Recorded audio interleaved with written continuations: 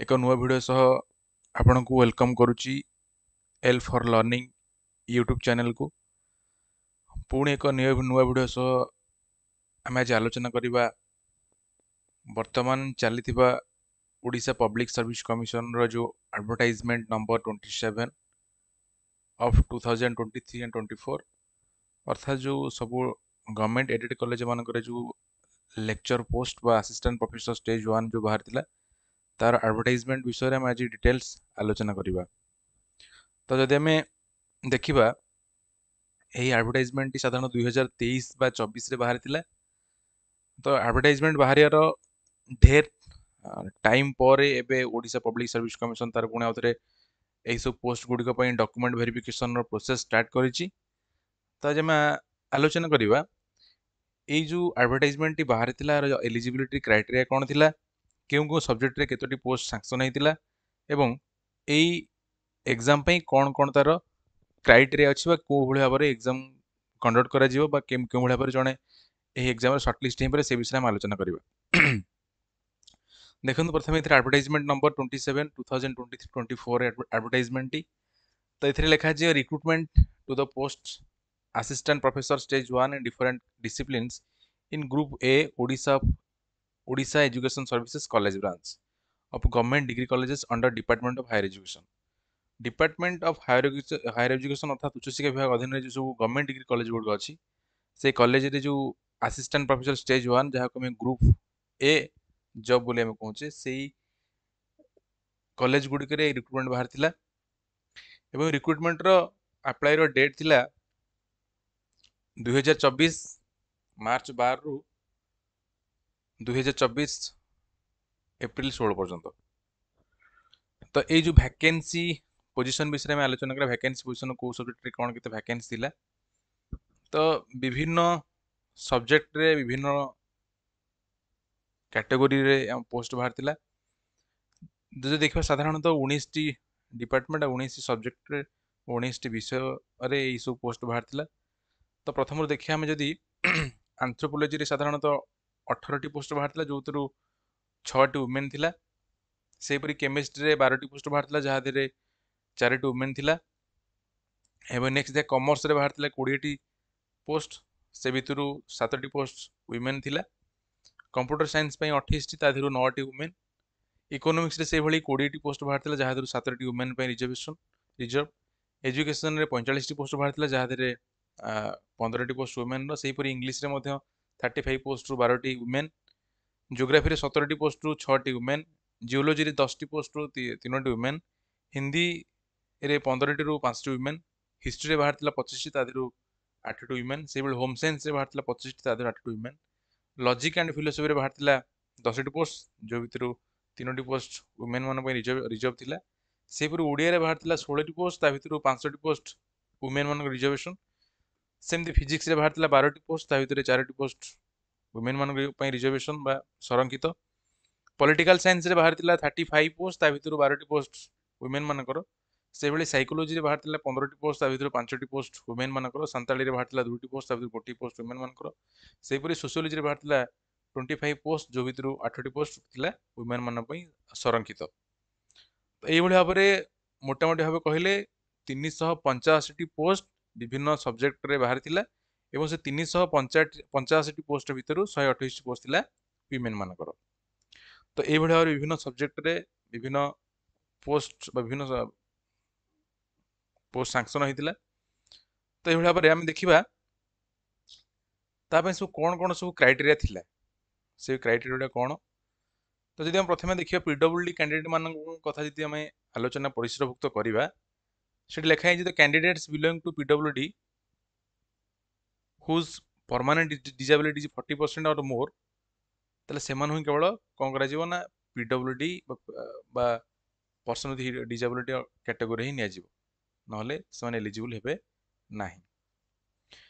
तो ये एज थिला कौन ना एज थिला 21 not above 45 and not less 21। तो ये भाव में 21 वर्ष रु कम नुह कि 45 वर्ष रु अधिक नुह 21 रु 45 वर्ष मध्य कैंडिडेट मान ही अप्लाई कर परिबे। तो एथिरे अपर एज लिमिट साधारणतः जो माने SC ST SCBC and women थिले सेमानक पई थिला 5 वर्ष रिलैक्सेशन बा 5 ईयर रिलैक्सेशन अपर एज लिमिट 5 वर्ष थिला। सेहीपरि जो माने पीडब्ल्यूडी बा डिसेबिलिटी कैटेगरी बिलोंग्स करती सेमानक पई थिला 10 इयर्स रो रिलैक्सेशन। एंड एठी आपण मानु कहि देबो चाहे द डिसेबिलिटी कोन हो दरकार ना 40 और मोर देन अर्थात 40% रु अधिक जदि डिसेबिलिटी आपनकर नाही ताहले आपण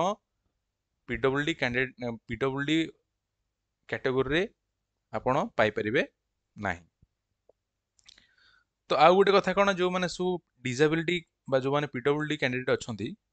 से गोटे खुशी कथा कौन ना साधारणतः ये से 15 वर्ष रिलैक्सेशन पाइपर केमी रिलैक्सेशन पाइपर ना जो मैंने सब SC ST SEBC category belongs करुँच से माने पीडब्ल्यूडी कैटेगरी ताहले से माने 15 वर्ष रिलैक्सेशन पाइपर केमिति ना जेहेतु एससी एसटी एससीबीसी मान 5 वर्ष रिलैक्सेशन एवं जो मैंने डिसेबिलिटी पीडब्ल्यूडी अच्छा से 10 वर्ष रिलैक्सेशन तेणुक कास्ट कैटेगरी रु 5 वर्ष एवं ता सहित डिसेबिलिटी कैटेगरी 10 वर्ष अर्थात से माने मोटामोटी भाव 15 वर्ष एलिजिबल 15 वर्ष एज रिलैक्सेशन पाई पारिबे। तो सेमती डेट ऑफ बर्थ जो अच्छे डेट ऑफ बर्थ साधारणतः जो हाई स्कूल सर्टिफिकेट बा 10th सर्टिफिकेट ही केवल देखा जीवो बा ताको केवल कमिशन एक्सेप्ट करि परिबो। तो ये थिला तो डेट ऑफ बर्थ रो प्रूफ कोन थिला एवं PWD SEBC SC ST women मानक पई केते वर्ष रो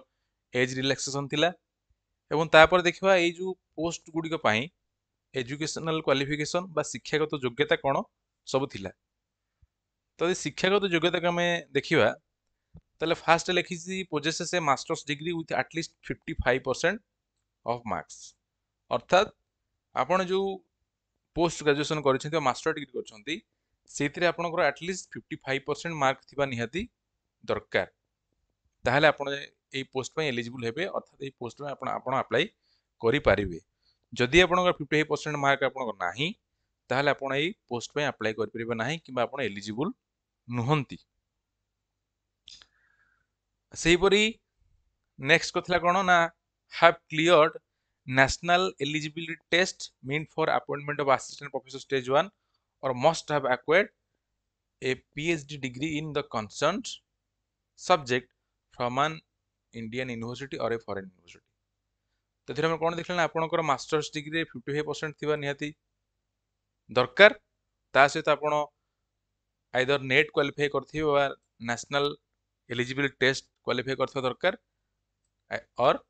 पीएचडी डिग्री आपन पाखर थिबा दरकार। जदि ए तीनोटी क्वालिफिकेशन आपन पाखर अछि ताहले आपन ए पोस्ट पई एलिजिबल बा आपन ए पोस्ट पई अप्लाई करि पारिबे। जदि ए तीनोटी भितरु किछि बा आपन पाखर नाही ताहले आपन ए पोस्ट पई अप्लाई करि परिबे नाही बा आपन एलिजिबल नहंती। सेही परि एग्जामिनेशन फी पे एथरे किछि नाही कारण department general admission department letter अनुसार आपन जहाँ भी किसी गवर्नमेंट पीएससी हैला ओएसएससी हैला कि ओ ट्रिपल एससी हैला जहाँ भी किछि अप्लाई करिवे सब एग्जामिनेशन फी हैला एग्जेम्प्टेड आपन कोनसी एग्जामिनेशन फीस देबे नाही। सेही परि कंडक्ट ऑफ एग्जामिनेशन बा मेथड ऑफ सिलेक्शन ए जो असिस्टेंट प्रोफेसर स्टेज 1 रो एग्जामिनेशन रो प्रोसेस टा कोन बा को मेथड रे सिलेक्शन करा जीवो। तो ये लिखा है कौन ना selection for direct recruitment of the rank of assistant professor stage 1 shall be made by the commission on the basis of merit to be judged by performance in interview of eligible shortlisted candidates। अर्थात जो मैंने सब interview रे shortlist interview रे qualify कले से मानक shortlist करा जीव। आ कोन अछि ना एकेडमिक स्कोर अनुसार जो 2018 जो यूजीसी गाइडलाइंस आछि बा रेगुलेशन आछि से रेगुलेशन अनुसार कौन कर एकेडमिक स्कोर को देखिकी आपण मानक इंटरव्यू डॉक्यूमेंट वेरिफिकेशन आपन को डका जीवो। सेठी कौन करा ना based on the data provided by the candidates in their online application forms candidates shall be shortlisted for document verification in the ratio 1:6 अर्थात आपण गोटे पोस्ट पाई 6 जन को शॉर्टलिस्ट करा जिवो से कौन कहछि ना वैकेंसी फॉर मोर देन 2 जदि आपणकर 1 रु बा 2 रु अधिक जदि पोस्ट आपणकर सैंक्शन अछि ताहले कोन करा जिवो सेठी गोटे पोस्ट पाई 6टी पिला को डका जिवो 6टी कैंडिडेट्स को डका जिवो and for vacancy up to 2 जदि गोटे सब्जेक्ट रे केवल 1 किबा 2टी पोस्ट बाहरची ताहले से 1 किबा 2टी पोस्ट पाई आपणक पाई 12टी कैंडिडेट्स को डका जिवो अर्थात आम गोटे कहि परिया पर पोस्ट पाई 6 जन कैंडिडेट मान को शॉर्टलिस्ट करा जिवो अर्थात गोटे पोस्ट पाई 6 जन भीतर कंपटीशन चली जिवो and then the commission have decided that 3 times the number of vacancies shall be shortlisted for interview एवं कौन करा जिवो ना जो इंटरव्यू करा जिवो से इंटरव्यू रे कौन करा जिवो ना गोटे पोस्ट पई 3 जन को ही शॉर्टलिस्टेड करा जिवो तो पिलवाने एठी गोटे कंफ्यूजन मन रे आस्तिबो आमे जो ऊपर डिस्कशन करले 6टी कथा 1:6 माने डॉक्यूमेंट वेरिफिकेशन में गोटे पोस्ट पई 6 जन को डॉक्यूमेंट वेरिफिकेशन में डका जिवो जदी 2 रु अधिक पोस्ट से सब्जेक्ट रे अछि जदि गोटे किमा 2टी पोस्ट अछि ताहले सेति पे कोन करिनो 12टी पिला को बा 12टी कैंडिडेट मान को डॉक्यूमेंट वेरिफिकेशन में डका जिवो डॉक्यूमेंट वेरिफिकेशन पर कोन करा जिवो ना जो पोस्ट अछि 1:3 अर्थात गोटे पोस्ट पई 3 जन को ही डका जिवो आ जदि गोटे पोस्ट अछि ताले कोन करा जिवो in cases where there are only 1 or 2 vacancies then 10 candidates shall be shortlisted for interview जदि 2 रु अधिक पोस्ट अछि बा 2 रु अधिक पोस्ट कोन सब्जेक्ट वैकेंसी अछि ताला कोन कर जिवो ना गोटी पोस्ट पई 3 जन को डका जिवो एवं जदि कोन सब्जेक्ट रे केवल गोटी किबा 2टी पोस्ट अछि ताल से केस रे कोन करा जिवो ना केवल 10 जन को ही शॉर्टलिस्ट करा जिवो इंटरव्यू पई then कौन कर on the basis of result of interview commission shall prepare a subject wise merit list of successful candidates arranged in order to merit equal to the number of posts to fill up and furnish the same to the government जेते बळे एई भଳି भाबरे एई ratio रे हमकु डका जिवो interview पई सेई भितर तांको भितर जो माने सिलेक्शन होबे अर्थात गोटी पोस्ट पई 3 जन भितर जो कंपटीशन चलिबो जण ही ता भितर पाइबा आ 2 जन कटिबे तो एई भଳି भाबरे से गोटे सब्जेक्ट वाइज मेरिट लिस्ट बाहर करबे कि जो माने both document verification and interview रे जो माने भलो करथिबे से मानको ही डका छ तो ये थिला कोन ना एजुकेशनल क्वालिफिकेशन एवं ता सहित मेथड ऑफ सिलेक्शन ता को भळे भाबरे हबो तापर कोन होइछि ना तापर अलगा जो एलिजिबिलिटी कंडीशन अछि तो candidate must be citizen of India अर्थात से सिटीजन गोटे इंडिया भारत रा नागरिक हितो निहित दरकार then the candidate must be able to read write and speak in odia and should have passed upper primary examination or its equivalent with odia as a subject upper primary examination by or equivalent रे कोन होबो दरकार ना ओडिया गोटे subject भाबरे से पढिथिबा दरकार एवं कोन होबो दरकार ना से ओडिया लिखि परुथिबा दरकार कहि परुथिबा दरकार एवं पढि परुथिबा दरकार एवं देन कोन लिखिछि ना a candidate who has more than one spouse living will not be eligible for appointment जहार 2 रु 1 स्पाउस रु अधिक अछन से एलिजिबल हेइ परिबे नाही then कोन ना if a candidate has at any time been debarred from certain periods by the Odisha Public Service Commission or the other state public service commission or UPSC from appearing in examination interview he or she will not be eligible for such recruitment for that specified period or chances जदि आपण UPSC तरफ रु आपण डिबैरेड कराइ बा कोन service commission आपण डिबैरेड करछि ताले आपण एलिजिबल हेइ परिबे नाही तो सेही परी आ कोन ना दो माने गवर्नमेंट सर्वेंट अछंती जो माने ऑलरेडी इन सर्विस वाला अछंती तो से माने कोन करबे ना से माने नो ऑब्जेक्शन सर्टिफिकेट प्रोड्यूस करे पड़ियो कोर्ट केतबेले ना डॉक्यूमेंट वेरिफिकेशन टाइम रे यदि डॉक्यूमेंट वेरिफिकेशन टाइम रे आपण एनओसी न दे परिबे तार सिटी आपण को रिजेक्शन हेबार संभावना बहुत अछि एही भଳି भाबरे कोन होछि ना एही भଳି भाबरे विभिन्न प्रकार क्राइटेरिया तर अछि विभिन्न प्रकार कंडीशंस अछि तापर हम देखिया मेन तापर देखिया हम कोन ନା ଏ ତ ଛାଡ଼ିଲା ଏଇଟା ତ ଦେଖିବା ଆମେ। ତାପରେ ଦେଖିବା କ'ଣ ନା ଡକୁମେଣ୍ଟ ସବୁ କ'ଣ ଦେବାକୁ ପଡ଼ିବ। ଏସବୁ ଅଛି ଆମର କ'ଣ ନା HSC ହାଇସ୍କୁଲ ସାର୍ଟିଫିକେଟ୍ ଦେବାକୁ ପଡ଼ିବ, bachelor degree, master degree, MPhil degree certificate, net qualified certificate, PG degree certificate and mark list ସବୁ ଦେବାକୁ ପଡ଼ିବ। ଆଣ୍ଡ ଦେନ୍ ଗୋଟେ ନୋଟିସ୍ କ'ଣ ଦେଇଛି ନା candidates who have not been awarded percentage of mark but only grade marks should along with their application produce the conversion certificate from the concerned university indicating the actual equivalent percentage of marks and the conversion formula filling which their application are liable to the rejected। ପିଲାମାନେ ଏବେ କ'ଣ ହେଉଛି ନା ଯଦି ଆପଣ ଦେଖିବେ ପ୍ରାୟତଃ ସବୁ ସାର୍ଟିଫିକେଟରେ CGPA ରଖାଯାଉଛି, କୌଣସି ପ୍ରକାର ପରସେଣ୍ଟେଜର ଲେଖାଯାଉ ନାହିଁ, ଯାହାଫଳରେ କନଫ୍ୟୁଜନ କ୍ରିଏଟ୍ ହେଉଛି କି ଏତିକି CGPA ଗୋଟେ ପର୍ଟିକୁଲାର CGPA ଇକ୍ୱଭାଲେଣ୍ଟ ଟୁ କେତେ ପରସେଣ୍ଟେଜ। ଅର୍ଥାତ୍ ଯଦି ଆପଣଙ୍କର ସାର୍ଟିଫିକେଟରେ ବା ମାର୍କସିଟ୍ରେ ପରସେଣ୍ଟେଜର ଲେଖା ନାହିଁ ବା ପରସେଣ୍ଟେଜ କଥା କୌଣସି ଲେଖାଯାଏ ନାହିଁ, ତାହେଲେ ଆପଣଙ୍କୁ କ'ଣ କରେ ନା କନଭର୍ସନ ସାର୍ଟିଫିକେଟ ଦେବାକୁ ପଡ଼ିବ, ଯୋଉଟାକି ଗୋଟେ ଆକ୍ଚୁଆଲ ଇକ୍ୱଭାଲେଣ୍ଟ ପରସେଣ୍ଟେଜ କେତେ ତାହା ଜଣାପଡ଼ିବ। ଯଦି ଆପଣଙ୍କ ପାଖରେ ଯଦି ଆପଣଙ୍କ ସାର୍ଟିଫିକେଟ ମାର୍କସିଟ୍ରେ ଯଦି ପରସେଣ୍ଟେଜ ଅଫ୍ ମାର୍କସ ପୁରା କ୍ଲିୟରଲି ମେନସନ୍ ଅଛି, ତାହେଲେ କୌଣସି ଅସୁବିଧା ନାହିଁ। ଯଦି ଆପଣଙ୍କ ସାର୍ଟିଫିକେଟର ମାର୍କସିଟ୍ରେ ଯଦି ପରସେଣ୍ଟେଜ ଅଫ୍ ମାର୍କର ମେନସନ୍ ନାହିଁ, ତାହେଲେ ଆପଣଙ୍କୁ କନଭର୍ସନ ସାର୍ଟିଫିକେଟ ଆପଣଙ୍କ ଇନଷ୍ଟିଟ୍ୟୁସନରୁ ଆଣି ଦେବାକୁ ପଡ଼ିବ, ନହେଲେ ଆପଣଙ୍କର ଆପ୍ଲିକେସନ ବା ଆପଣଙ୍କର ଯେଉଁ ଭେରିଫିକେସନ ରିଜେକ୍ସନ ହବାର 99% ଚାନ୍ସେସ୍ ଅଛି। ତ ସେଇଭଳି କ'ଣ ନା ଆମେ ଯେଉଁ ଲେଖିଛି କ'ଣ, ଯେତେବେଳେ ଆପଣ ଫିଲ୍ଅପ୍ କରୁଛନ୍ତି ଆପଣଙ୍କ କ୍ୱାଲିଫିକେସନ ଡିଟେଲ୍ସ ଫିଲ୍ଅପ୍ କରୁଛନ୍ତି, ସେତେବେଳେ ଆପଣଙ୍କର ଆକ୍ଚୁଆଲ ଯେଉଁ ସେକ୍ୟୁର୍ଡ ମାର୍କ ଅଛି ଆପଣ ଦେବାକୁ ପଡ଼ିବ। ଠିକ୍ ଅଛି। ଦେନ୍ ଆଉ କ'ଣ ଅଛି ନା ଆପଣଙ୍କର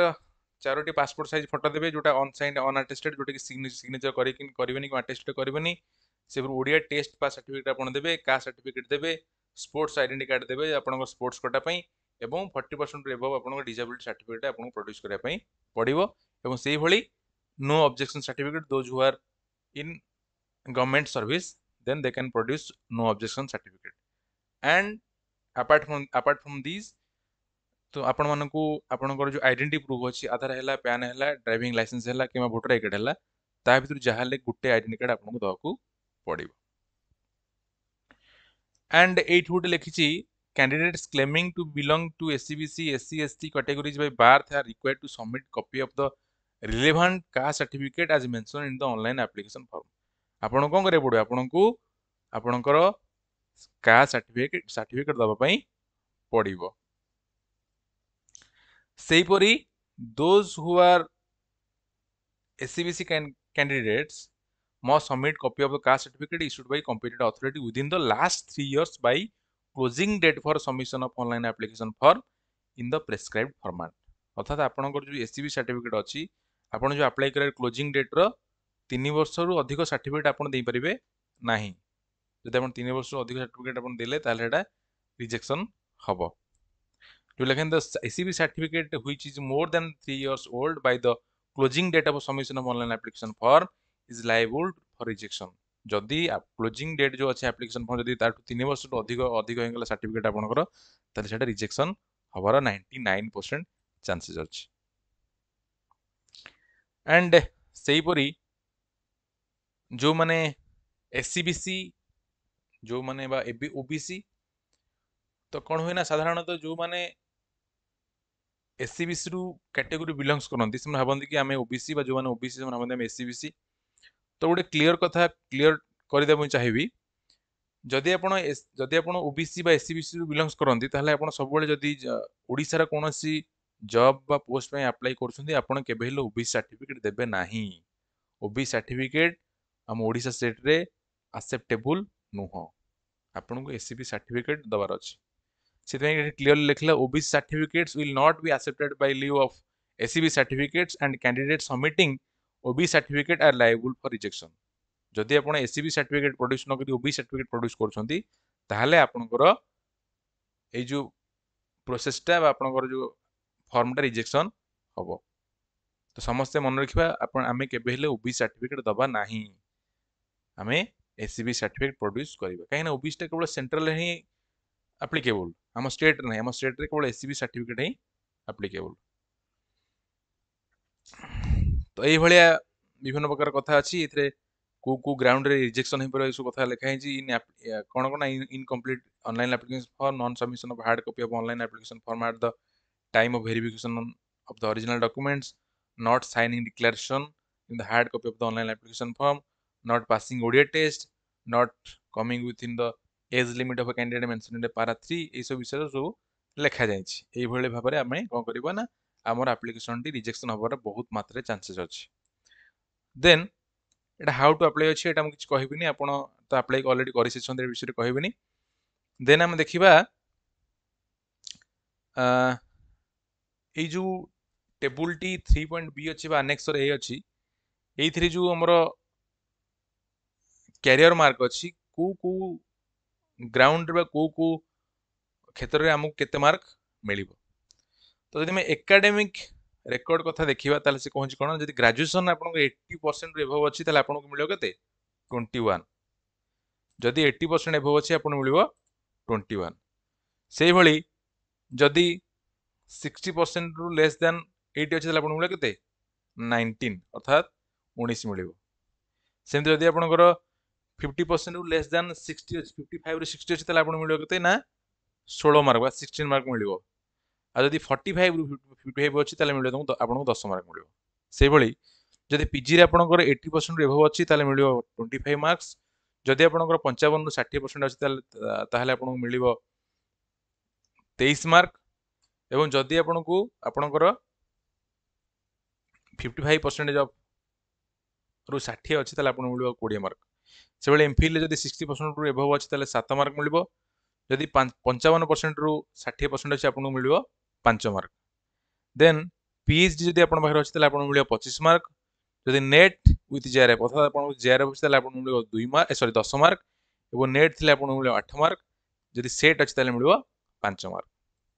से भाई जदि रिसर्च पब्लिकेशन अच्छी आपण को पर रिसर्च पब्लिकेशन रे 2 मार्क मिल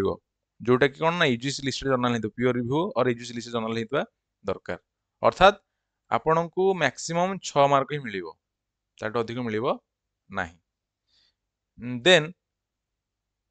टीचिंग एक्सपीरियंस आप कौन कॉलेज रे आगु पढ़ाऊँ आप एक्सपीरियंस अच्छी आपको कौन हम ना पर इयर 1 इयर को 2 मार्क मिले मैक्सिमम 10 मार्क ही मिल ताठू अधिक मिल ना से भाई आप कौन नेशनल इंटरनेशनल बा कौन गवर्नमेंट ऑफ इंडिया बा गवर्नमेंट ऑफ मान जो नेशनल लेवल बा स्टेट लेवल कौन से अवार्ड आपको मिली आपको मिले के ना 2-3 मार्क ही मिल